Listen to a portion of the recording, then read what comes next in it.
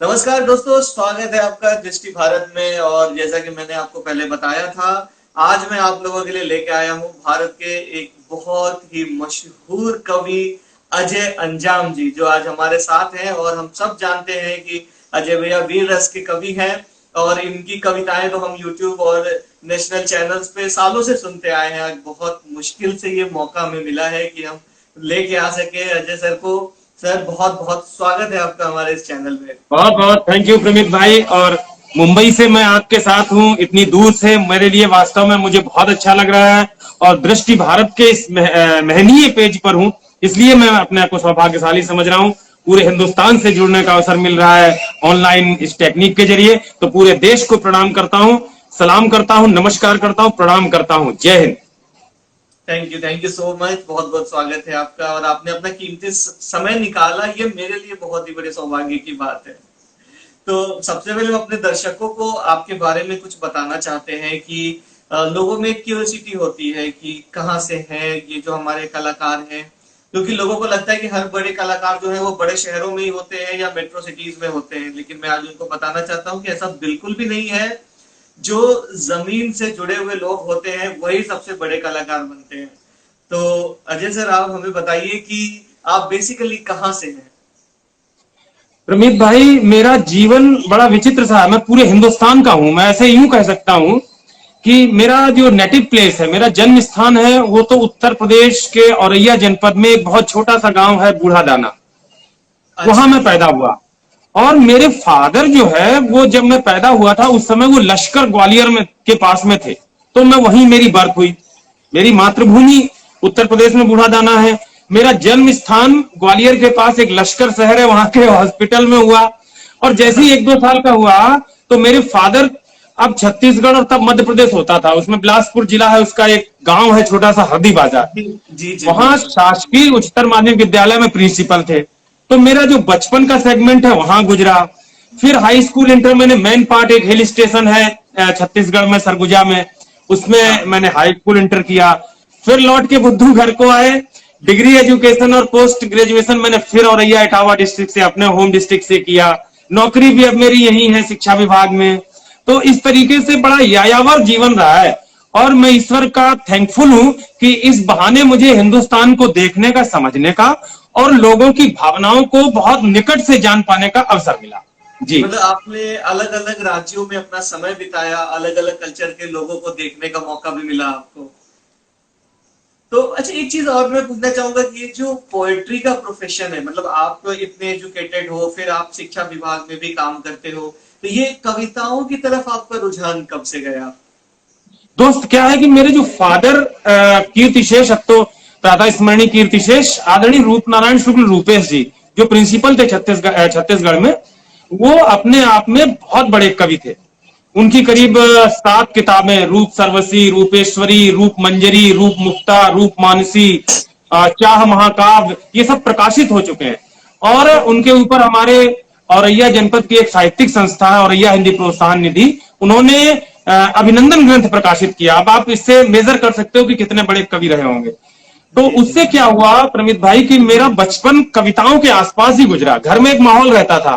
कभी हाँ। उनके दोस्त आ जाते थे, कभी वो मेरी उंगली पकड़ के दोस्तों के यहाँ चले जाते थे। कविताएं दोनों लोगों की हुआ करती थी, मैं उनको सुना करता था। जब मैं पढ़ने लायक हुआ तो मैंने हाँ। उनकी बुक्स के पन्ने पलटने शुरू कर दिए। उसमें कुछ कविताएं उन्होंने स्टूडेंट के अकॉर्डिंग लिखी थी, जैसे रेत का कण, ओ हिमालय, है ना, ये देशभक्ति की रचना थी। ओ भारत माँ के राज मुकुट, जागृत अजय, जागृत प्रहरी, क्यों आज हुए तुम मौन, आ गई क्यों तुमको निद्रा गहरी। ये पाकिस्तान से युद्ध चल रहा था, जब उस समय की लिखी हुई कविता थी। तो वो 1964। पढ़ते पढ़ते मेरे मन में कविता के प्रति अनुराग जागृत हुआ। जी भाई। अरे मतलब ये लाल बहादुर शास्त्री जी के समय जो पाकिस्तान से लड़ाई हुई थी, उस समय की बातें आप कर रहे हो। हाँ, उस समय की जो पहले हुई थी इंदिरा जी के समय। जी, उस समय मैं हाँ। छोटा रहा हूंगा बहुत उस समय कि, पर उन्होंने लिखी थी हिमालय से। उन्होंने कहा था कि तुम क्यों शांत हो, तुमको जागना चाहिए, तुम भी तो हमारे देश के हिस्से हो। तो वो मेरे हृदय में एक कविता थी उनकी, रेत का कण। इसमें उन्होंने अच्छा। थीम चुना था कि एक मकान मालिक है, वो मकान बनवा रहा है, तभी एक हाँ। रेत का कण उदास हो जाता है। अब वो मकान अच्छा। मालिक पूछता है रेत के कण से कि तुम उदास क्यों हो। तो वो हाँ। कहता है कि देखो साहब, मेरा जीवन नदी की रेत में पैदा हुआ, मैं वहां पैदा हुआ और मेरे साथ हमेशा नदी रहा करती थी। यहाँ नदी को मासूका बनाया, प्रेमिका बनाया, और रेत के कण को हीरो बनाया फादर ने। अच्छा। और वो रेत का कण कहता है कि मुझे मेरी नदी से आपने निकलवा लिया, अब मैं बड़ा सॉलिटरी फील करता हूं, अकेलापन फील करता हूं। तो आपसे हाँ। मेरा सिर्फ इतना निवेदन है कि मेरी नदी से एक बाल्टी पानी ले आइए और उसमें मुझे घोल दीजिए, और घोल के फिर आप मुझे कहीं दबा दीजिए, मैं जिंदगी भर ऐसे ही पड़ा रहूंगा अपनी नदी के पानी के मोह में, और आपको दुआ देता रहूंगा। तो देखिए, मेरे अभी भी रोमांच हो गया जब मैं ये कविता पढ़ता था, तो मेरे रोंगटे खड़े हो जाते। अरे बाप रे, इतना पर्सोनिफिकेशन एक रेत के कण से इस तरह मोहब्बत की बात कहना। तो वहां से धीरे धीरे कविता का अनुराग जी। जी प्रमित। मतलब हमने सुना है कि कहते हैं जहां ना रवि पहुंचे, कहते हैं वहां तक कवि पहुंचे। तो ये बिल्कुल एग्जैक्टली सही एग्जैक्टली। बात अब है। होता क्या है, देखो प्रमित, मैं बताता हूं मेरा मानना क्या है, मैं बता क्या सकता हूं। खैर, हिंदुस्तान देख रहा है, सब विद्वान लोग देख रहे हैं। मैं जो मानता हूं, मेरा मानना यह है कि जब भी कविता या कहानी या उपन्यास या नाटक, इसमें हाँ। कोई भी कैरेक्टर क्रिएट करता है ना, उसका ऑडिटर, तो हर उस कैरेक्टर के अंदर वो खुद बैठकर उसकी बात अपने अंतःकरण से कहता है। तो मुझे लगता है कि वो रेत का कण मेरे बाबूजी थे, और वो नदी उनकी साहित्यिक सरगामिनी, या उनकी नॉलेज। कविता, या उनका पारंपरिक जो ढांचा है, अपनी संस्कृति से दूर होने का जो कष्ट है, इसको भी इस रूपांतर से भी देख सकते हैं। अपनी जड़ों से दूर होने का कष्ट है, उत्तर प्रदेश में पैदा हुए, छत्तीसगढ़ में नौकरी की, तो वो जो बिछोह की पीड़ा है ना, वो रेत के हाँ। कण के माध्यम से उन्होंने कही, ये मेरा मानना है। तो मतलब यहीं वो, से कविता के सूत्र जी।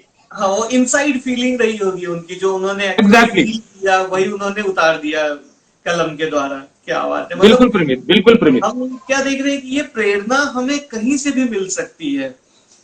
मतलब जैसा मैं समझ पा रहा हूँ, आपके सामने मैं बहुत छोटा हूँ, लेकिन मैं जैसा समझ पा रहा हूँ कि किसी भी छोटी चीज से भी हम प्रेरणा लेके उसको एक बड़ा सा आकार दे सकते हैं। एग्जैक्टली प्रमित भाई, कविता का ओरिजिन कहां से हुआ था आपको पता है? नहीं। हमारे जो सबसे आदि कवि हैं, जिनको आदि कवि कहा जाता है, पहला कवि कहा जाता है, उनका नाम होता है श्री वाल्मीकि। वाल्मीकि। वाल्मीकि जी। तो उन अच्छा। कविता का ओरिजिन कहां से हुआ? एक क्रौंच पक्षी था, पक्षी क्रौंच, क्रौंच हाँ। पक्षी अपनी क्रौंचरी के साथ प्रेमालाप कर रहा है, और एक बहेलिया आता है और क्रौंच को तीर से मार देता है। अच्छा। अब क्रौंच गिरता है, उसके बाद उसकी क्रौंची उसके पास आके विलाप करती है, और उसके गम में, उसके बिछोह की पीड़ा में अपने प्राण भी त्याग देती है। आदि कवि वाल्मीकि को क्रोध आता है, और उनके मुंह से अचानक एक श्लोक निकल जाता है, मां निषाद प्रतिष्ठाम, है इस तरीके से। तो वो भारतीय कविता इतिहास का पहला श्लोक है, जो वेदना अच्छा। से पैदा हुआ। बाद में हमारे दूसरे कवियों ने भी लिखा, उन्होंने भी कहा कि वियोगी होगा पहला कवि, आह हाँ। से उपजा होगा गान, उमड़ कर आंखों से चुपचाप, वही होगी कविता अनजान। तो जो गम से नहीं, चाहे आप अंग्रेजी परिभाषाएं देख लो, शैली भी यही लिखते हैं, वर्ड्सवर्थ भी यही कहते हैं, our sweetest songs are those which tells of our saddest thought. जो गंभीरतम और दुख से भरी हुई थॉट को कहता है, वो कविता है, क्या अवर बात। Saddest thought. और वर्ड्सवर्थ कहते हैं, sweetest poetry is the spontaneous overflow of our powerful feelings. मेरे पिता भी कहते हैं, जब भी कोई भाव बहुत गहरे तक मन को मथ जाता है, कोई हाँ। कवि कविता नहीं लिखता। ये कविता कविता के अलावा सब लिख सकता है। कविता कैसे होती है, मेरे पिता रूपेश कहते हैं, जब भी कोई भाव बहुत गहरे तक मन को मथ जाता है, अनायास कोरे कागज पर अपने आप उतर जाता है, क्या अनायास बात है। कोरे कागज क्या पर बात अपने है। आप। ये कविता की परिभाषा है। बहुत ही शानदार। मतलब सच में बहुत ही, ये जो पते की बात आपने बताई है, या तो आप बहुत खुश होते हो या आप बहुत एग्जैक्ट, दुखी होते हो, तभी आपकी वो फीलिंग कागज पे आ जाती है और पावरफुल वो फीलिंग जी। कविता बन जाती है। जी। क्या बात है। बहुत ही, मतलब ये मैंने आज तक कभी ध्यान नहीं दिया था। बिकॉज हम यंगस्टर्स का क्या होता, मतलब वी हैव फेल्ट कि अगर कॉलेज के जमाने में कभी ब्रेकअप होता है, जब दिल दुखी होता है, तो हम सैड सॉन्ग सुनने लगते हैं। यस। फिर सैड सॉन्ग समझ में भी आने लगते हैं हमें, अरे इसका तो ये मतलब है।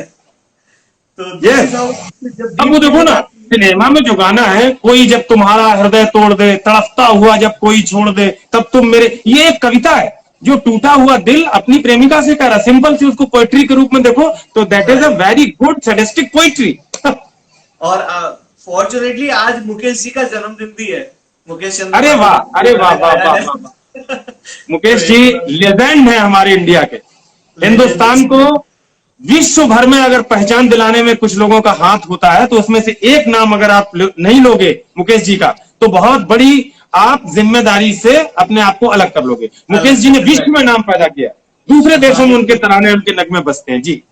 नहीं, वो तो हमने भी जब बचपन से होश संभाला है, तो किशोर कुमार, मुकेश, इनके गाने सुनते हुए हम बड़े हुए हैं। और हमारे बड़े भैया मुकेश के बड़े फैन हुआ करते थे, तो मुकेश के गाने तो हमारे मतलब कहते हैं ना, वो खून में बसा हुआ है। हाँ, मुकेश जी में यही खासियत है। देखिए, किशोर जी दिल में बसते हैं, लता जी ब्रेन में बसते हैं, और मुकेश नसों में बसते हैं। उनके आवाज की जो कशिश है ना, तो वो एक अलग है। खिलौना जानकर तुम तो मेरा दिल तोड़ जाते हो।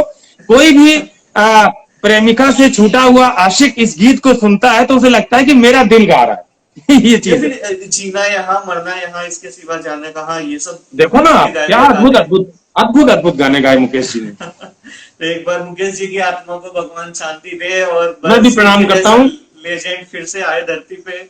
और निवेदन करता हूं कि अगर अभी आप धरती पे ना आए हो और ईश्वर आपको दोबारा भेजे, तो आप हिंदुस्तान में ही आना और यहीं आके गाना। बिल्कुल बिल्कुल। चलिए, हम तो अपने क्वेश्चंस को आगे बढ़ाते हैं। आपके लिए बहुत सारे सवाल हैं, बट फिलहाल हम थोड़े बहुत चीजों को लेते हैं। अच्छा, अभी जो सिनेरियो चल रहा है, जैसे आप वीर रस के कवि हैं और आपकी कविताओं से सच में रोमांच हो उठता है, मतलब एक मुर्दा भी उठ के जाग जाए, मैं तो यही कहूँ। बिकॉज जब जब मैंने आपकी कविताएं सुनी है, मुझे लगता है कि मतलब खून में से गर्मी आ जाती है। तो ये जिस तरीके से अभी चाइना, पाकिस्तान, नेपाल चारों तरफ से हमें परेशान करने पे लगे हैं, तो आप हमारे देश की जो जनता है, जो यंग क्राउड है, उसको आप क्या मैसेज देना चाहेंगे? देखो, हमने क्या किया प्रमित भाई कि सॉरी, हास्य व्यंग में भी कविता लिखी और ओज की कविताएं भी लिखी। तो पहले तो हास्य व्यंग में मैंने कैसे निपटाया चीन और पाकिस्तान को, वो सुन लो। फिर उसके बाद आप कहोगे तो थोड़ी सी अंगार भी पढ़ दूंगा मैं। अरे मैंने तो यूं कहा, चीन सुने पहले। 4 फुटी चीनी है तू चाय चाय कर रहा है, 4 फुटी चीनी है तू चाय चाय कर रहा है, बौनी है बुटानी है ये बोल नहीं पाएंगे। 4 फुटी चीनी है तू चाय चाय कर रहा है, बौनी है बुटानी है ये बोल नहीं पाएंगे। जैसे कभी लंका को जलाया हनुमान जी ने, वैसे ही तुम्हारे अभिमान को जलाएंगे। छातियों से छातियां लगा के ही ढकेल दिया। मुझे तो डोकलाम याद आता है, 6.5 फुट का सैनिक छाती लगा के ढल गया, 4 सैनिक ढकेल दिए। छातियों से छातियां लगा के ही ढकेल दिया, छातियों से छातियां लगा के ही ढकेल दिया। गोलियां चली तो चीनी चोर भाग जाएंगे। हमने जो ठान लिया तो ये मान ले यकीन, चीन की दीवार पे तिरंगे लहराएंगे। पूरी चीन की दीवार फाड़ देंगे एकदम और तिरंगा पाकिस्तान को भी मैंने धमकी दी स्पष्ट शब्दों में प्रमित भाई। मैंने कहा तेरा तो गुरूर कई, तेरा तो भूगोल कई बार हम बदल चुके हैं। 62 देख लो, 71 देख लो, ये अपना करगिल वाला देख लो। तब मैंने कहा तेरा तो भूगोल कई बार हम बदल चुके हैं, अब की गए तो इतिहास फाड़ आएंगे, खत्म कर देंगे कहानी। तेरा तो भूगोल कई बार हम बदल चुके हैं, अब की गए तो इतिहास फाड़ आएंगे, अब की गए तो इतिहास फाड़ आएंगे। घुस के कराची से भी आगे तक दो घड़ी में तेरे सिर पे चढ़ा गुमान झाड़ आएंगे। शीश काटे तूने है शहीद सैनिकों के हम शीश। ये कविता मैंने तब लिखी थी प्रमित भाई, आपको याद होगा, घटना हुई थी 9 सैनिकों के सिर काटकर पाकिस्तान के सैनिक ले गए थे। पाकिस्तान के पत्रकारों ने पूछा कि भाई देखो, सैनिक के शव के साथ इस तरह की छेड़खानी अच्छी बात नहीं होती है, उनको आपने शहादत दे दी थी, शव के सिर क्यों काट लिए? सिर काट के नहीं लाना चाहिए था। तो जो पाकिस्तान के सैनिकों ने पाकिस्तान की मीडिया को जवाब दिया, वो मीडिया का वो जवाब पढ़ता हूं पूरे हिंदुस्तान के सामने। चीन के सैनिकों ने कहा था कि ये सिर काटकर हम इसलिए लाए हैं क्योंकि हम ये परीक्षण कराना चाहते हैं कि सीने में 20-20 गोलियां लगने के बाद भी हिंदुस्तानी सैनिकों के अकड़े हुए सिर कट तो जाते हैं लेकिन झुकते क्यों नहीं है, ये परीक्षण कराने के लिए हम सिर लेकर के आए। तब मैंने ये लिखा था, शीश काटे तूने है शहीद सैनिकों के हम, शीश काटे तूने है शहीद सैनिकों के हम, जीते जी ही तेरा चेहरा बिगाड़ आएंगे। अब की घुसे तो फिर 1-2 शहर नहीं, पूरे पाकिस्तान में तिरंगे गाड़ आएंगे। ये हमने कह दिया, पाकिस्तान खत्म कर देंगे। मतलब रोंगटे खड़े कर देते हैं भैया आप, सच्ची। ये फायर चाहिए हमारे देश के नौजवानों में। आज हमारा देश एक्चुअली बहुत बढ़ गया है, सब अपनी अपनी स्वार्थ के चक्कर में एक नेशन की थिंकिंग नहीं रख पा रहे हैं। उनको छोटी छोटी चीजें चाहिए और उस चक्रों में वो देश को बांटने पे लगे हुए हैं। कोई कांग्रेस, कोई बीजेपी, कोई सपा, कोई बसपा, इस चक्कर में वो देश को नहीं समझ पा रहे हैं। ये फायर अगर यंग क्राउड में जग गया ना, और ये आप जैसे लोग ही जगा सकते हैं, क्योंकि आपकी कविता में वो एनर्जी है। इसके पीछे प्रमित इसके पीछे रीजन नौजवानों की शिक्षा या संस्कारों में कमी नहीं है दोस्त। उनके साथ दिक्कत क्या है कि जो राजनीतिक सिनेरियो है, जो राजनीति के मठाधीश हैं, जो लोकल राजनीति के शातिर हैं, वो नवयुवा को सही दिशा में जाने ही नहीं देना चाहते। क्योंकि अगर व्यापक सोच का युवा हो गया मेरी और आपकी तरह से, तो आप देखिए फिर वो इस तरीके से बैठ के लाइव कंसर्ट करेगा, देश के मुद्दों पे चर्चा करेगा, वो झंडा नहीं उठाएगा, नारे नहीं लगाएगा। तो जानबूझ के अभी देखो ना विकास दुबे वाले केस में, आप तो चूंकि तात्कालिक मुद्दों पर भी अपन बातचीत कर रहे हैं, आप मीडिया से बिलोंग करते हो तो हर विषय पर बोलना जरूरी है। विकास वाले केस में मैं शर्मिंदा हुआ अपने ब्राह्मण होने पर कि मैं जाति से ब्राह्मण हूं, क्योंकि मुझे लगा कि जो मेरी जाति के लोग हैं वो विकास दुबे को भी अपराधी के रूप में नहीं जाति के रूप में देख रहे हैं। कितना पतन हो गया हमारा। तो उस पर मैं पूरे देश से कहना चाहता हूं दोस्त, जाति कोई भी हो।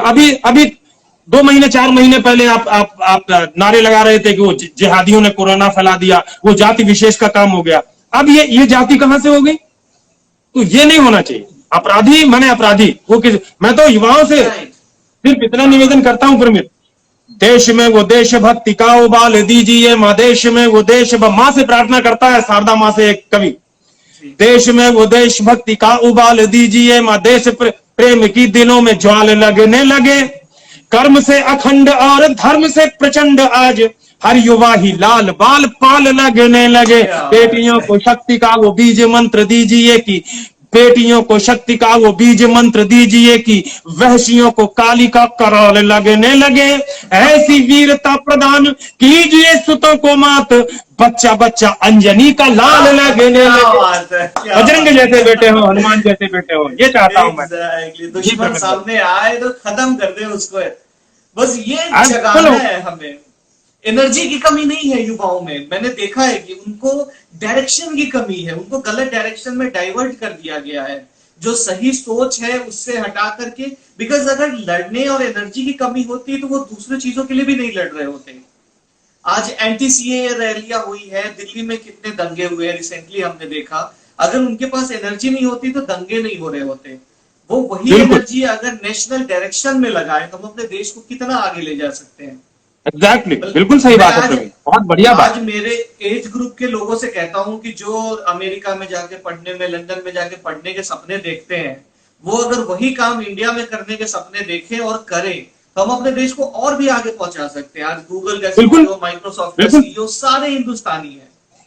बिल्कुल। तो अगर हम ये सोच रख के अपने देश में कुछ करना चाहें तो हम बहुत कुछ कर सकते हैं। हाँ, थोड़ी बहुत सरकार की सपोर्ट चाहिए होगी हमें कि अपॉर्चुनिटीज क्रिएट हो, बट धीरे धीरे मोदी गवर्नमेंट वो कर ही रही है। हम देख रहे हैं हमारा देश तरक्की कर रहा है, WHO में हमें पोजीशन मिल गया, अभी UN में इकोसॉस में जो मोदी जी ने भाषण दिया है थोड़े दिनों पहले, तो काफी चीजें हो रही हैं।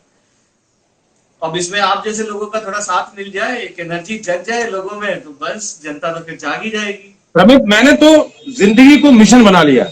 मैं क्या करता हूं कि मैं चाहे लाइव में आऊं, अभी मैं एक भोजपुरी मंच पे था, तो उस भोजपुरी मंच पे मैंने पूरी वकालत भोजपुरी भाषा की भोजपुरी बोली की। तो जो अपनी रूट्स से जुड़ी हुई चीजें हैं ना, उनको अपने को डेवलप। कोरोना क्या नॉलेज दे रहा है? हाँ, जड़ से अपने कोविड-19 जड़ों से जुड़ के रहो, अपनी परंपराएं सीखो। घर में आते थे, हाथ धुलते थे, पूरी तरीके से सैनिटाइज होते थे, खाना खाते समय किस तरह से रहते थे। तो ये अपनी परंपराओं से जुड़ना पड़ेगा। हिंदू को एक हिंदुस्तानी नागरिक के रूप में स्वीकार करना पड़ेगा, चाहे वो किसी बिरादरी का हो। प्रत्येक व्यक्ति को, देखो हमारे कई मंचों पर प्रमित भाई एक बहुत बढ़िया बात चलती है और वो सार्वजनिक भी है कि अगर ये हिंदुस्तान 135 करोड़ लोगों का है, नेहरू जी ने डिस्कवरी ऑफ इंडिया में लिखा था हिंदुस्तान की परिभाषा, देश की परिभाषा। जी। देश क्या है? देश में बहती हुई नदियां, देश में बहती हुई हवा, देश के पेड़ पौधे, पत्ते, पक्षी, मृग, है ना, और इंसान, सब मिला करके भारत है। अकेला कोई जमीन का टुकड़ा थोड़ी देश है। तो उसमें अगर 135 करोड़ लोग हिंदुस्तान है, तो 1/135 करोड़ हिंदुस्तान आप हैं प्रमित जी, और 1/135 करोड़ हिंदुस्तान मैं हूं। तो अगर हमने 1/135 करोड़ को सही कर लिया, तो ये समझ लो कि एक हिस्सा तो ठीक हो गया। यही सब लोग सोचें, अब पूरा हिंदुस्तान फिर से विश्व गुरु बनेगा दोस्त, इसमें कोई शक नहीं है। नहीं, बिल्कुल एकदम सही बात कह रहे हैं। ये हम सबको समझना है। अभी साफ समझो, हमारी 7 पीढ़ियों ने एक लड़ाई लड़ी है, तब जाके हमारा राम मंदिर अब बनने जा रहा है। मतलब इतिहासों में, हमारे ग्रंथों में जिस राम का, जिस अयोध्या का जिक्र किया गया है, उसे हमें सबूत के साथ दिखाना पड़ रहा है कि भाई यही राम की जन्मभूमि है, यही रामलला पैदा हुए थे। तो कहीं ना कहीं ये किसकी गलती है? हमारे नेताओं की गलती है, हमारे यंगस्टर्स की गलती है, जो गलत चीजों में एक अलग डायरेक्शन में चले जा रहे हैं, अपनी संस्कृति को छोड़ के दूसरी संस्कृति के पीछे भाग रहे हैं। तो ये सब जगाना, मुझे लगता है कि ये जागना बहुत जरूरी है आज की जनरेशन के लिए। उनको समझना भी होगा कि क्या करना है, क्या नहीं करना है। राइट? मतलब अगर मैं गलत हूं तो आप मुझे करेक्ट करें। इस परसेप्शन में मेरा मानना ये है दोस्त रमित, कि देखो, जब इसका पूरी जांच हुई, अपन ने उस जमीन के नीचे खुदाई की, सारे सबूत मिले, नहीं भी मिले तो इसका सबसे बढ़िया हल यही था, हम सैकड़ों सालों से इस दर्द को, इस विष को पीते चले आ रहे। हमने कितने लोग खोए, जब ढांचा गिराया गया तब कितने लोग हताहत हुए, मरे। उसके बाद वो गोधरा कांड हुआ, कितने लोग मरे। फिर गुजरात हुआ, कितने लोग मरे। जो भी मरा, 1/35 करोड़ हिंदुस्तान था ना मेरे भाई, वही बात मैं कह रहा हूं। तो उसका अगर हल हो गया कि चलो अब इसके बाद कम से कम हम लड़ेंगे नहीं। हमारे यहां भी होता है, जैसे मेरे बच्चे लड़ जाए तो हम लोग क्या करते हैं, अगर 4 टॉफी है तो यही तो करते हैं कि भाई 2 तू ले ले, 2 तू ले ले, बस बात खत्म करो आगे के लिए। तो एक डिसीजन हो गया, चलो भाई उस तरफ से दिमाग खत्म हो गया। जी जी। इसी तरीके से राम मंदिर का ये बनना है। अब आप इस समय तो राम मंदिर बड़ा करना, मैंने तो आज से जब मोदी जी चुनाव लड़े थे, उत्तर प्रदेश का चुनाव हो रहा था प्रमित भाई, तब मैंने एक भविष्यवाणी की थी। आजकल मेरी भविष्यवाणियां बहुत साबित हो रही है सही। क्या बात है। अभी जब विकास का एनकाउंटर हुआ, तो मैंने एक फेसबुक पर पोस्ट डाल दी थी। मैंने कहा, वेब सीरीज का जबरदस्त कंटेंट ... कानपुर वाला। और भाई कल मैंने अखबार में पढ़ा कि मुंबई की कोई बड़ी वो जो है यस आपने एफबी पे शेयर भी किया है, मैंने देखा वो पोस्ट जी। तो मैंने उन दोनों को 9 जुलाई की पोस्ट और ये जो क्रिएट हो रही है इसको, इधर ये अपना नेपाल का, ये हमारा ससुरारी नोली ओली है ना, ओली। अब हमारी ससुराल है वहां, हमारी ससुराल यूं है कि रामचंद्र जी ब्याहे थे वहां। अच्छा, सही बात है। जनकपुरी है वो है नेपाल में, मैं मानता हूं। और हम लोग बारात लेकर के गए थे, शंकर जी हमारी बारात में गए, विष्णु जी हमारी बारात में गए, है ना, रामचंद्र जी गए, तो सब लोग गए थे। तो भैया ससुराल है, तो अब वो लोग तो ससुर वगैरह थे, अब ओली तो रिश्ते में हमारे साले लगे, सीधी सी बात है। तो अब है ना, तो ये प्यार भरा रिश्ता है, तो वो कभी कभी मूड बनाते रहते हैं। और हमने भी कह दिया यहां से, हमने कहा अगर राम मंदिर वहां था तो अयोध्या का बना लेने दो, 1-2 महीने में हम कर लेते हैं। इसके बाद आकर के एक वहां काठमांडू में भी बना देंगे, कोई दिक्कत नहीं। हम लोग जो एक बार बोल दिया ना कि रामलला हम आएंगे, तो फिर मंदिर वहां भी बनाएंगे, हम ये भी कर सकते। और जैसा कि हमने बताया, आप कह रहे हो कि ओली हमारे साले हैं, तो इस जन्म में नल नील है हमारे पास, मोदी जी और अमित शाह। ब्रिज तो बन जाएगा, श्री राम लिख के पत्थर डालना, कोई बड़ी बात नहीं है। ये बंदे देखो प्रमित भाई, मैं आपको एक बहुत गंभीर बात बताता हूं। मैंने कहा ना, जो बात मैंने शुरू की थी मेरी भविष्यवाणियां, जब यूपी का इलेक्शन चल रहा था, मोदी जी योगी जी के पक्ष में सभा करने गए थे। फैजाबाद में सभा हुई थी। फैजाबाद अयोध्या से 40-50 किलोमीटर दूर है शायद। अच्छा। जबकि उस समय मोदी जी अगर अयोध्या में सभा करते तो ज्यादा हाईलाइट होता मसला, है कि नहीं? आप मेरी बात सुन पा रहे हैं? हाँ जी बिल्कुल सुन पा रहा हूँ। हाँ, तो अगर उस समय मोदी जी ने अयोध्या में सभा की हुई होती तो राम मंदिर के साथ अच्छे से कनेक्ट हो जाता मसला। लेकिन मोदी अयोध्या नहीं गए, 2014 के बाद से लेकर के अयोध्या नहीं गए। मैंने एक पोस्ट की थी मेरे दोस्त कि मुझे लगता है कि संत आत्मा इस व्यक्ति ने ये सौगंध अपने आप को दी है कि मैं अयोध्या सिर्फ उस दिन जाऊंगा जिस दिन मैं ये स्थिति बना लूंगा कि मैं वहां जाकर के भूमि पूजन कर सकूं और टेंट में बैठे रामलला को मंदिर में स्थापित कर सकूं, मंदिर में स्थापित करूं। जी जी जी। तो ये विचित्र सोचों के लोग हैं। अभी देश समझ नहीं पा रहा है दोस्त। मैं कभी व्यक्ति पूजा नहीं करता, मैं कभी किसी राजनीतिक दल का सपोर्टर नहीं हूं, लेकिन जब उनका दृष्टिकोण, उनका परसेप्शन में देखता हूं तो मुझे अच्छा लगता है कि देश के बारे में सोचने वाला और सही दिशा में देश को ले जाने की कोशिश करने वाला। अब कोविड-19 आ गया, कोरोना आ गया, या कोई सुनामी आ गई, तो ये तो प्राकृतिक आपदाएं हैं, इसमें कुछ नहीं हो सकता है ना। लेकिन अपनी तरफ से आदमी प्रयास कर रहा है, तो ये रामलला का मंदिर भी बन जाएगा। अब रामलला का मंदिर तो हमारे दिल की ऐसी प्यास है, एक लंबी सी कविता है, कुछ हिस्से सुनाता हूं मैं आपको। अरे बिल्कुल इरशाद। रामलला का मंदिर सतयुग के मन का आभास था, रामलला का मंदिर सतयुग के मन का आभास था, रामलला का मंदिर त्रेता युग का एक विश्वास था, रामलला का मंदिर द्वापर युग का अचबाजाप था, रामलला का मंदिर कलयुग के मन का संताप था, रामलला का मंदिर चारों वेदों की अभिलाषा थी, रामलला का मंदिर सम्यक उपनिषदों की भाषा थी, रामलला का मंदिर आरण्य के पन्ने गाते थे, रामलला का मंदिर स्मृतियों के पृष्ठ बनाते थे। हमारे जितने भी धार्मिक ग्रंथ हैं उसमें सब में रामलला का वर्णन है, ठीक है जी बिल्कुल। अब मैं इसको बीच में छोड़ता हूं, आगे पढ़ता हूं। रामशिलाओं में कितने ही प्राण अभी तक बंधित हैं, गांव गांव से रामशिलाएं पहुंची थी और कितने लोगों की आत्माएं उससे जुड़ी हुई थी। रामशिलाओं में कितने ही प्राण अभी तक बंधित हैं, जब उत्सव का अवसर आया तब अवसर प्रतिबंधित है। अब उत्सव मनाने का अवसर था। इस समय दोस्त अयोध्या में 5 करोड़ लोग बैठे होते इस समय, 5 करोड़, मैं लिख के दे सकता हूं स्टाम्प पे। अगर अगर हम लोगों का भी प्लान था जाने का, अयोध्या जाएंगे हम सब जाते भाई, मैंने भी प्रण किया था जिस दिन डोनेशन के वास्तविक पैसे भूमि भेजे। पूजन होगा। जी डोनेशन के पैसे भेजे, एक ईंट लगाने तो जरूर जाना था हमें, एक ईंट हमारी पक्का जाना था। तब उस बात को मैंने लिखा, जब उत्सव का अवसर आया तब उत्सव प्रतिबंधित है, निर्णय आया तब भी हमको हर्ष मनाने नहीं दिया। टीवी पर एक लाइन नीचे छप करके आई थी, रामलला विवादित भूमि पर रामलला विराजमान का दावा बरकरार। आंसू निकल आए कि मेरे दोस्त, कितना भी हम कोशिश करें वैसा होने की, सहिष्णु होने की, सो कॉल्ड क्या बोलते हैं वो होने की, लेकिन सेक्युलर राइट। मैं तो जब से ये कन्हैया बोलने लगा मैंने बोलना बंद कर दिया अपने मुंह से।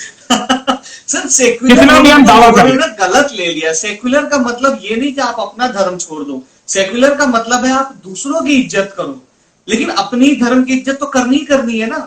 लोगों ने सेक्युलरिज्म को गलत डायरेक्शन में डाल दिया, गलत डायरेक्शन में उसकी। अपने, मैं हिंदू हूं और मैं प्राउड हिंदू हूं, लेकिन इसका मतलब ये नहीं कि मैं मुस्लिम से नफरत करूं, मैं मुस्लिम से नफरत करूं, ऐसा नहीं है। मैं इस्लाम की उतनी ही इज्जत करता हूं जितना कोई भी मोमिन हिंदू की करता है। मैं कुरान को उतना ही रेस्पेक्ट देता हूं जितना कोई भी मुसलमान मेरी गीता को देता है, सीधी सी बात, और रामायण को देता है, राइट। ये सेकुलरिज्म है।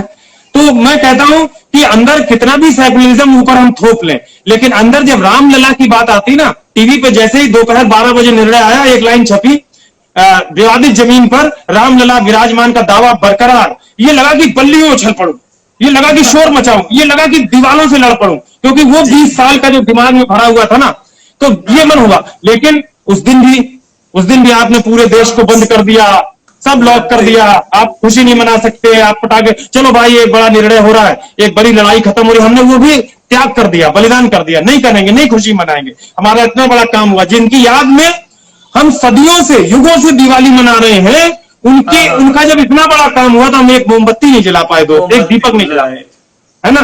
तब मैंने लिखा, निर्णय आया तब भी हमको हर्ष मनाने नहीं दिया, रामलला की लीला देखो नाद उठाने नहीं दिया, निर्णय सुनकर जाने कितनी आंखों में आंसू आए, लेकिन अपनी भाव विभलता को बाहर ना ला पाए। अब देखो जब रामशिलाओं का अभिनंदन होता है, हम इस क्षण के साक्षी होते, इस पर बंधन होता है, रामलला की लीलाओं का खेल निराला होता है, कहीं अंधेरा होता है तो कहीं उजाला होता है, जो कहते थे मंदिर की तारीख बताओ तो जाने, राम हुए थे का प्रमाण लाकर दिखलाओ तो जाने, गाल बजाते थे ये मंदिर नहीं विवादित ढांचा है, ये 26 मई उन गालों पर पुरजोर तमाचा है।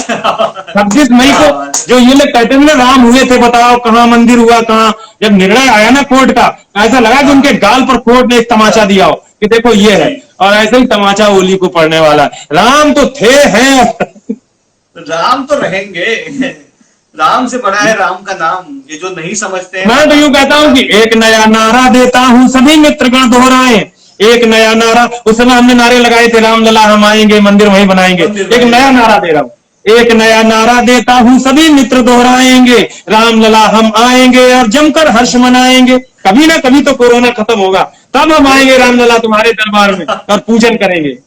सहमत हो तो आज गगन की ओर जरा बाजू खोलो, दोनों हाथ उठाकर फिर तुम रामलला की जय बोलो। जय। क्या बात है, मजा आ गया, मजा आ गया। मतलब ये है ऐसा दोस्त। खून में ना गर्मी भर देते हो लिटरली। मैं यही मेरे लड़के कहते हैं, जब प्रमित भाई मैं मंच पे होता हूँ, उसके उतरने के बाद कुछ दोस्त आ जाते हैं, मैं फैन तो नहीं कहता, मैंने प्रशंसा या फैन शब्द का इस्तेमाल कभी नहीं किया, मैं हमेशा छोटा भाई या मित्र कहता हूँ। तो कुछ छोटे भाई आ जाते हैं, अजय सर प्लीज ऑटोग्राफ और ये वो।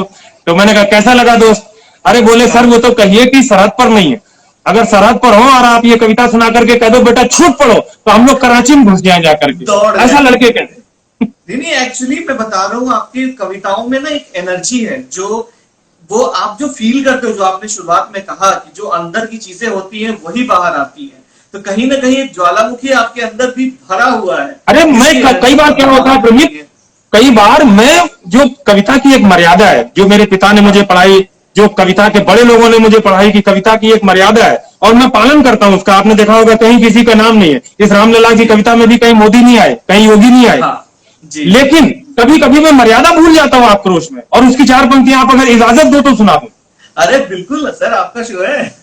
जब कुछ लोगों ने इस देश में ये कहा था कि मेरे कलेजे पे चाकू रख दो, मैं भारत माता की जय नहीं बोलूंगा, जी, मुझे आक्रोश आया। हमारे कुछ कुछ विवादित लोग थे और इनको कोई मतलब नहीं है। मेरे मंच पे ऐसे जाने कितने खान पठान लिखने वाले लोग हैं जो भारत माता के गीत सुनाते हैं, जो गंगा मैया के गीत सुनाते हैं, जो है ना गंगा का गीत सुनाते हैं, ऐसे लोग हैं, उनको कोई ऐतराज नहीं है। थोड़ा कभी कभी आक्रोश में भी प्रमित भाई कविता लिख गया।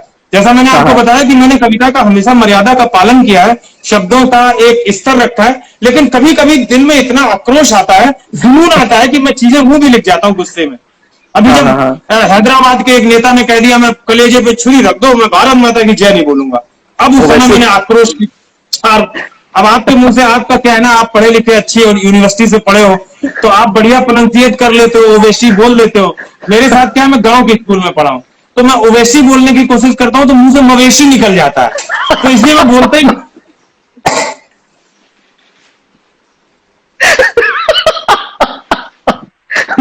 मवेशी। तो ओवैसी मवेशी, उसका नाम असवुद्दीन ओवैसी। पता नहीं कभी उसको उतना वैल्यूएबल लगा नहीं कि उसके नाम पे मेहनत की जाए। जो आप कह रहे हो वही सही है। तो इसलिए मैं उसको, तो उसने कहा कि कलेजे पे छुरी रख दो साहब, मैं भारत माता की जय नहीं बोलूंगा। कौन से संविधान में लिखा है? मैंने कहा संविधान में तो शेरवानी पहनना भी नहीं लिखा, संविधान में तो हाफ पैंट पहनना भी नहीं लिखा, ये सब क्यों पहनते हो? हर चीज संविधान में थोड़ी, कुछ चीजें दिल से जुड़ी होती है, जिस देश में रह रहे हैं वो धरती हमारी मां। तब मैंने यार गुस्से की प्रमित भाई 4 पंक्तियां लिखी, और अगर आपकी इजाजत हो तो मैं आज दृष्टि भारत पर इसलिए पढ़ना चाहता हूं क्योंकि भारत की दृष्टि इस पेज पर लगी हुई है। जी जी, बहुत बहुत मेहरबानी, बिल्कुल आप शुरू कीजिए। आक्रोश की पंक्तियां सुनना जब उसने कहा, और उसी आक्रोश के टाइम पे पढ़ी, और हिंदुस्तान के तमाम मंचों पे डंके की चोट पढ़ी, आज इस पे पढ़ा। सुनिएगा, मैंने कहा कि तेरे दिल में छुपने वाला पाप भी जय जय बोलेगा। ये जो मन में पाप छुपा है ना, देखो इनको बोलने से ऐतराज नहीं, हम तो पत्रकार हैं। हमारा एक पत्रकार साथी चला गया, तो उसने जाके ओवैसी से पूछा कि भैया आप क्या नहीं बोलोगे? बोले भारत माता की जय नहीं बोलेंगे। उसने कहा मेरा थोड़ा था तो क्या नहीं बोलोगे? बोले भारत माता की जय नहीं बोलेंगे। बोले बेवकूफ, 3 बार तो अभी बोला। तो इनको बोलने में कोई प्रॉब्लम नहीं है। ये क्या है, ये राजनीतिक रोटियां सेक रहे हैं भाई साहब, ठीक है? अपनी इनकी भट्टी गर्म रहनी चाहिए। तब आक्रोश में मैंने कहा तेरे दिल में छुपने वाला पाप भी जय जय बोलेगा, और गाल पर पड़ जाएगा छाप भी जय जय बोलेगा। जिस दिन भारत माँ के बेटे छाती पर चढ़ जाएंगे, तेरी क्या औकात है, तेरा बाप भी जय जय बोलेगा। क्या हाँ, मैंने कहा कि क्या बात करते हो तुम? अरे कश्मीर का दर्रा दर्रा वंदे मातरम बोलेगा। अब तो बोलने भी लगा, 370 भी हट गई, 35 भी हट गई। तब मैंने कहा कश्मीर का दर्रा दर्रा वंदे मातरम बोलेगा, कारतूस का छर्रा छर्रा वंदे मातरम बोलेगा। जिस दिन भारत माँ के बेटे अपनी पर आ जाएंगे, इस मिट्टी का जर्रा जर्रा वंदे मातरम बोलेगा। क्या आक्रोश में होते पूरे भारत का स्वर है ये, पूरे किसी एक अजय अंजाम का स्वर नहीं है। कभी क्या होता है कि जो जनता के मन की बात है वो अपने शब्दों में कहता है। मैं अपने दोस्तों से भी कहूंगा कि आप सुनो सर की बातों को ध्यान से, और अगर अब भी आपके अंदर एनर्जी नहीं आ रही है तो boss, you need a crash course from Ajay भैया। अजय भैया क्रैश कोर्स आप ऑर्गेनाइज कीजिए और यंग क्राउड को एक क्रैश कोर्स कराया जाए। उनके अंदर देशभक्ति के जो इंजेक्शंस आप अभी मुझे दे रहे हो, मुझे गूज़बम्स आ रहे हैं एक्चुअली।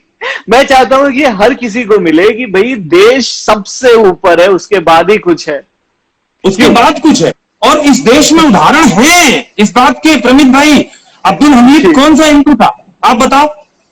रोज कुरान पढ़ने वाले थे। अब्दुल कलाम किस संप्रदाय के थे? उन्होंने जितना इस देश के लिए किया है, चाहे वैज्ञानिक के रूप में, चाहे द प्रेसिडेंट ऑफ इंडिया के रूप में, उनके जितना किसी ने किया है बताइए। तब एक छंद मैंने लिखा था, वो छंद भी आज समर्पित करता हूं दृष्टि भारत को सुना। बिल्कुल। आज जय चंद नहीं कोई फेर फंद नहीं, आज जय चंद नहीं कोई फेर फंद नहीं, हिंदुओं से कृष्ण और राम मांगता है देश।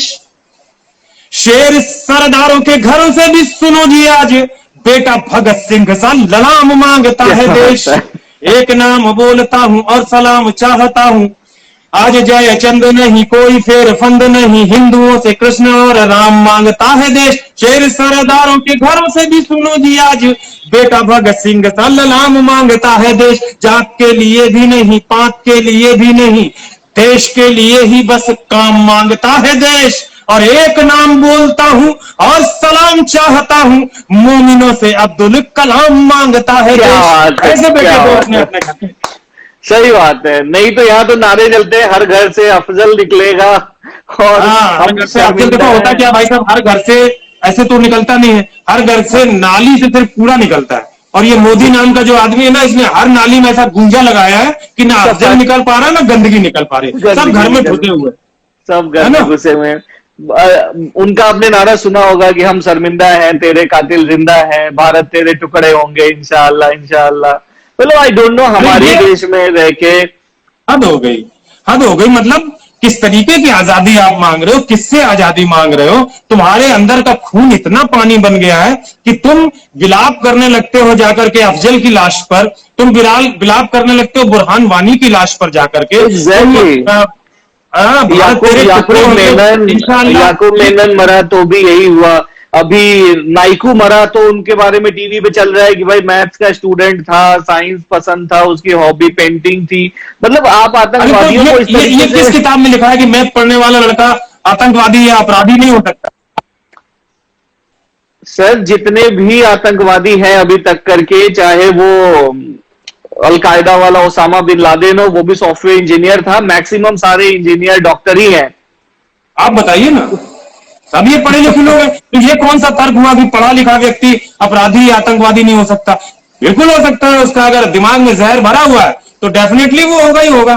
तो ये सब क्या है भाई साहब, ये हिंदुस्तान के कुछ ऐसे रोग हैं जिनको हमें काट के छांट के दूर करना ही पड़ेगा। आज नहीं तो कल हमको इनके लिए बहुत स्ट्रिक्ट कार्रवाई। आप बताइए, चाइना में 20 सैनिक मरे सर, मरे थे ना हमारे हिंदुस्तान के? मरे क्या, शहीद हुए थे? गलत शब्द इस्तेमाल हो गया। जी जी, शहीद हुए। कोई गया उनके घर पे? कोई आंसू बहाने वाला था वहां पे? ये लोग देश के लिए काम। तो मैं ये पूछता हूं, ये बात है नहीं, बहुत सही है। कहीं न कहीं ऐसी सोच मैं भी रखता हूं। मुझे किसी जाति विशेष, किसी धर्म विशेष से कोई परेशानी नहीं है। मुझे हर उस इंसान से परेशानी है जो देश के खिलाफ सोचता है या हमारे देश को एक गलत डायरेक्शन में ले जाना चाहता है। मेरे फेसबुक के पोस्ट से भी आप देखना कि कई लोग आहत हो जाते हैं कि तुम ऐसे लिखते हो, तुम ऐसे लिखते हो। बहुत सारे कमेंट, मतलब एक छोटा सा मैंने अभी कमेंट लिखा था कि हमें पढ़ाया जाता है कि अकबर महान है और मदरसों में बताया जाता है कि हिंदू काफिर है। इसमें कहीं कोई गलती नहीं थी। काफिर शब्द क्या है वो हम सब जानते हैं, लेकिन कितने लोग आगे मुझे कमेंट करने की तुम गलत बोल रहे हो, तुम कितने मदरसे गए हो, तुम ऐसे फैला रहे हो, वैसे फैला रहे हो। मैंने कहा भाई तुम लोग खुद ही काफिर का मतलब समझ के आ जाओ कि क्या किसको काफिर कहा गया है। बट क्या कर सकते हैं, ऐसे लोग हमारे समाज में है जो सही चीज सुनना नहीं चाहते। खैर हम मुद्दे पे आते हैं। जब कोई बांसुरी की आवाज ना सुने ना, बांसुरी समझते हो? बांसुरी एक उसका जो ओरिजिन होता है ना, वो बांस से होता है। तो जब कोई बांसुरी ना सुने तो फिर बांस बजाना चाहिए, सीधी सी बात। जी जी, तब सुनने लगे। सीधी सी बात ये। नहीं नहीं, बहुत मजा आया एक्चुअली। मतलब मैं कह रहा हूँ कि आपने ना पूरी गर्मी भर दी है ऐसे आपकी कविताओं में जो जोश है। और एक मैं चाहूंगा फिर आप हमारे दोस्तों के लिए एक कुछ और एकदम गर्मा गर्म सा एक ऐसा दीजिए, जाते जाते। मैं आपका बहुत समय मैंने ले लिया है। हाँ हाँ, एक छंद और सुनाता हूँ आपको, सुनिए आनंद के साथ। ऊधम के बाल्यकाल में ही जो उतर आई, ऊधम माने ऊधम सिंह, ऊधम के बाल्यकाल में ही जो उतर आई, ऐसे नाहरों की वो जवानी हमें चाहिए। बालकों में चाहिए आजाद व भगत सिंह, बेटियों में झांसी वाली रानी हमें चाहिए। देश के ही चून से बना हो जो रगों में खून, देश के ही चून से बना हो जो रगों में खून, ऐसे खून की वो अब रवानी हमें चाहिए। दुश्मनों के आंख का जो पानी पानी पानी करे, ऐसे पानी वाला आज पानी हमें चाहिए। क्या बात है, क्या बात है। इस देश के तो बेटों को छोड़ो, इस देश की तो बेटियां अद्भुत है साहब। एक छंद बेटियों को समर्पित करता हूं। जी जी। बात हो पवित्रता की तो यकीन मानिए कि, बात हो पवित्रता की तो यकीन मानिए कि, बेटियां ये गंगा वाला पानी बन जाएंगी। अंतरिक्ष भेजने की बात चल पड़ी अगर तो कल्पना सुनीता की कहानी बन जाएगी। अरे वाह वाह, क्या जंग जो छेड़ेगी रक्त बीज दानवों से यदि, जंग जो छेड़ेगी रक्त बीज दानवों से यदि, बेटियां ये कालिका भवानी बन जाएंगी। वाली रानी बन जाएंगी। ये बेटियां ही झांसी वाली रानी बन के दिखा देंगी प्रमित भाई। बेटियां इस देश की बहुत है इन लोगों के लिए। हाँ, कोरोना ने हम लोगों का खून पी लिया यार प्रमित। अब देखो ना, घर में बैठ के कविता हो रही है। अरे क्या सेलिब्रिटी जीवन था।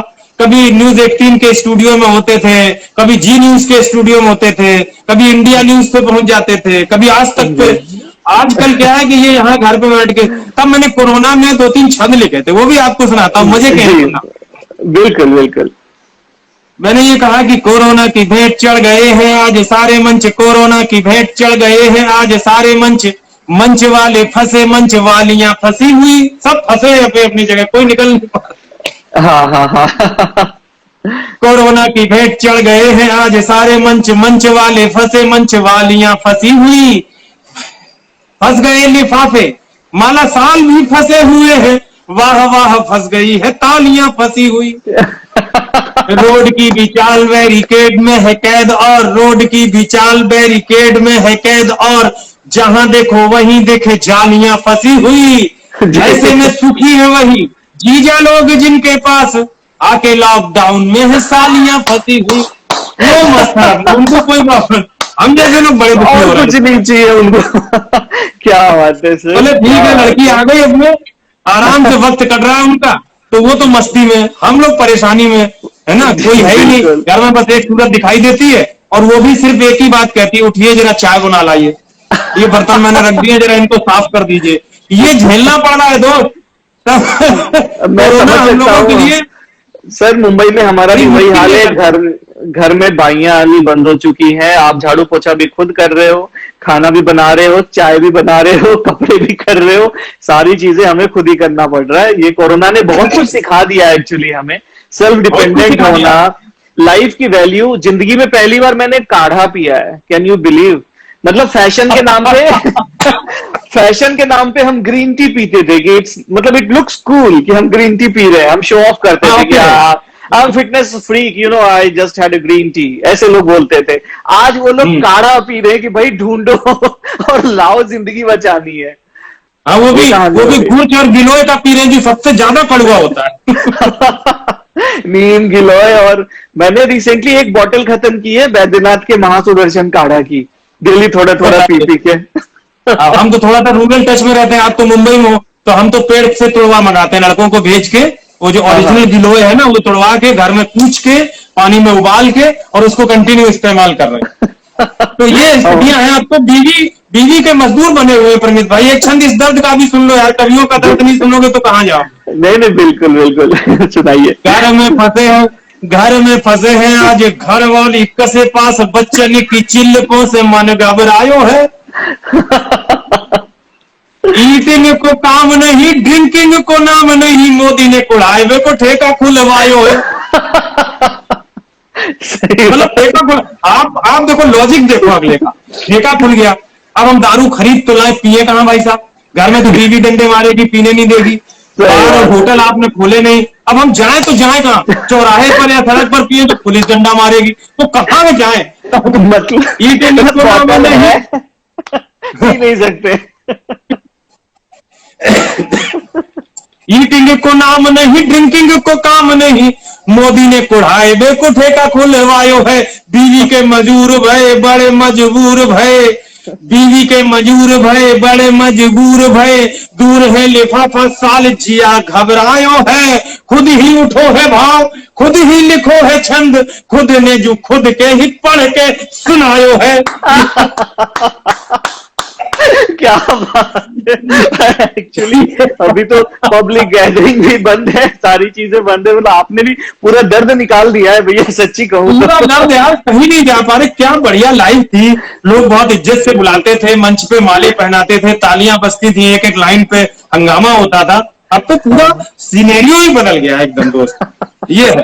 नहीं, बहुत जल्दी सब कुछ शुरू होगा, और शायद मैं तो कोरोना को थैंक यू बोलूंगा कि आज कोरोना के कारण अजय अंजाम जी जैसे कवि मेरे साथ हैं, ये कोरोना की ही देन है। अदरवाइज आपको चेज करना नॉर्मल डेज में तो बहुत मुश्किल था, ये मुझे पता है।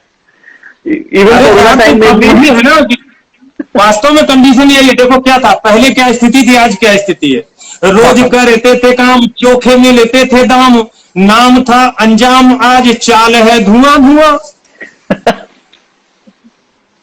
रोज करते थे काम, चोखे में लेते थे दाम, नाम था अंजाम, आज चाल है धुआं धुआं।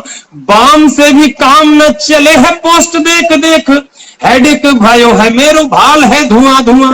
सबकी पोस्टें कविता की पढ़ पढ़ के दिमाग खराब हो गया। वो भी ऐसे नहीं, लाइक करो जी जाए, शेयर करो जी जाए, बैगन की मार मेरी वॉल है धुआं धुआं, और लाख वाले कवि मुफ्त में ही प्राण पी रहे हैं, लाइव को देख मेरो हाल है धुआं धुआं। क्या बात है। मतलब मुझे ऐसा लगता है कवि लोगों को आप कोई भी सिचुएशन दे दो, वो उस पे मतलब उसको खूबसूरत बनाना उनको बहुत अच्छे से आता है, एकदम बखूबी आपने उतार दिया। बात यही आपके दिल में भी है कि परेशानी है, बात हमारे दिल में भी है कि परेशानी है, हम उसको पंक्ति में बांध लेते हैं, बस इतनी सी हमें एक्स्ट्रा क्षमता माने दी हुई है। खैर ये तो हंसी मजाक की बात हो गई। प्रमित भाई, मैंने बहुत जिम्मेदारी के साथ एक कविता कोरोना पर लिखी है, और कार्यक्रम का समय भी आप देख रहे हैं पर्याप्त हो रहा है, तो मैं चाहता हूं कि मैं समापन पर एक कविता जो जिम्मेदारी की, कवि की जिम्मेदारी की कविता है, वो पढ़ करके मैं चाहूंगा कि हम आपसे विदा लें। सुनिएगा जी बिल्कुल। 1.25 अरब के हौसले, 1.25 अरब की हिम्मतें, घबराने की जरूरत नहीं है, इतने लोग हैं हम, जिस दिन बाजू से बाजू मिला के खड़े हो जाएंगे, बड़ी से बड़ी समस्या हमसे दूर चली जाएगी। 1.25 अरब के हौसले, 1.25 अरब की हिम्मतें, 1.25 अरब की बाजुएं, 1.25 अरब की ताकतें, ये हौसले हैं एकजुट, ये हिम्मतें हैं एकजुट, ये हौसले हैं एकजुट, ये हिम्मतें हैं एकजुट, ये बाजुएं हैं एकजुट, ये ताकतें हैं एकजुट। ये देश है वो देश जो कभी रुका थका नहीं, ये देश है वो देश जो कभी रुका थका नहीं, चला है अपनी राह पे सदा चला झुका नहीं। ये आपदाएं आई हैं चली गई है हार कर, कितनी आपत्तियां आई हैं, जी आपदाएं आई हैं चली गई हैं हार कर, हम विपत्तियों से निकले और भी निखार कर। ये बला जो है कोरोना नाम की वो जाएगी, सूर्य हर्ष का उगेगा शाम मुस्कुराएगी, सूर्य हर्ष का उगेगा शाम मुस्कुराएगी। एक साथ गा लिया तो राष्ट्रगान जीतेगा, हारेगा कोरोना, हारेगा कोरोना, हारेगा कोरोना, हिंदुस्तान जीतेगा। और कुछ लोगों को प्रणाम करना चाहता हूं जो कोरोना वॉरियर्स हैं, वो भी सुन लीजिए। देवता बने हुए चिकित्सकों को है नमन, सलूट करता हूं। देवता बने हुए चिकित्सकों को है नमन, नर्स देवियां बनी है देवियों को है नमन। भूख प्यास और थकान से जो युद्ध कर रहे, खाकियां पहन के भीड़ को प्रबुद्ध कर रहे, है सलाम वर्दियों को जो घरों से दूर हैं, बैंक में जो खट रहे हैं वो वतन के नूर हैं, काटते जो भूख बांटते हैं रोटियां उन्हें, सिर झुका रही पहाड़ की भी चोटियां उन्हें, पत्रकार भाइयों का काम जैसे जंग है। पता लगा जिस घर में कोरोना वायरस पॉजिटिव निकला है, प्रमित भाई आपकी बिरादरी के लोग उन घरों के सामने जाकर, पत्रकार लोग वहां कवरेज कर रहे हैं, पूरे देश को बता रहे हैं हालात। तब कहता हूं पत्रकार भाइयों का काम जैसे जंग है, उनकी देशभक्ति का प्रणम्य एक रंग है, जंग है तो जंग में सभी का साथ चाहिए, जब प्रहार हो तो हौसले का हाथ चाहिए, देशभक्ति की है आन दांव पर लगी हुई। पूरे देशभक्ति इस समय दांव पर लगी हुई, देशभक्ति की है आन दांव पर लगी हुई, है 1.25 अरब की शान दांव पर लगी हुई, तो हिंदू सिख ईसाई और जीतेगा, हारेगा कोरोना, हारेगा कोरोना, हारेगा कोरोना,